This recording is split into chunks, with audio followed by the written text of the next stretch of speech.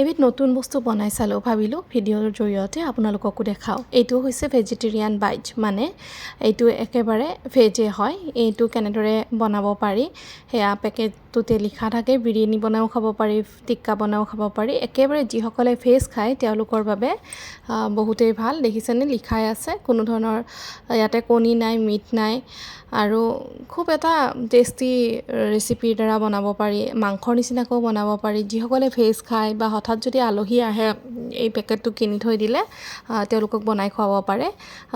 Non veg খোৱা মানুহেও আচলতে এইটো গমেই নাপাব, ভেজটো বাদেই দিয়ক, নন ভেজ খোৱা মানুহেও গম নাপাব এয়া আপুনি ভেজিটেৰিয়ানৰ কিবা ডিছ বনাইছে নে নন ভেজ বনাইছে।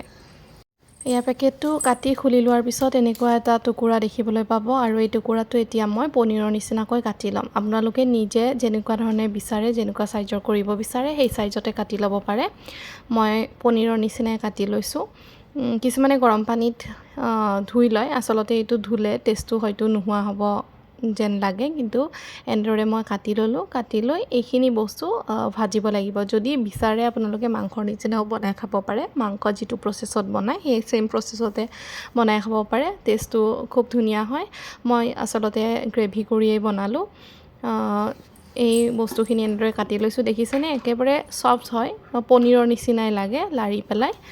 কিন্তু মাংসৰ এইটো বস্তু সোৱাদটো মোৰ বাৰে বাৰে মাংস আহি আছে, যিহেতু মাংসৰ নিচিনাই হয় দেখিবলৈ বা বনাবলৈ সোৱাদটো সেনেকুৱাই হয়।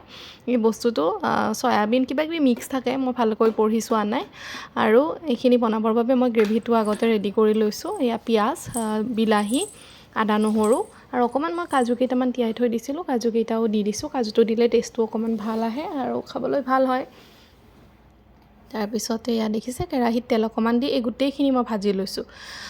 গোটেইখিনি ভাজি লোৱাৰ পিছত ঠাণ্ডা হ'বলৈ দি মই মিক্সিত এনেদৰে পেষ্ট বনাই লৈছোঁ, যিহেতু মই গ্ৰেভিয়ে কৰিম।